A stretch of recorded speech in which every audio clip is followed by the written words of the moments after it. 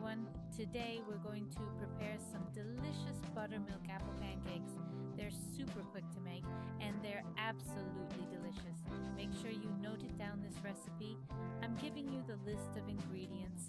This same list can be found in the description below the video, just like the link to my blog and all my recipes. We need 2 cups of wheat flour with a little mound, 1 teaspoon of soda, 2 whole eggs, 2 tablespoons of sugar, 2 cups of buttermilk, and mix everything with a whisk. You can also use a mixer.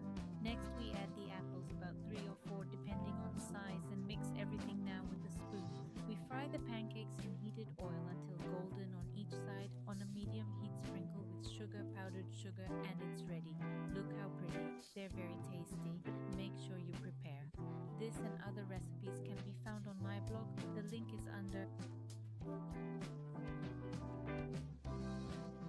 always below the video.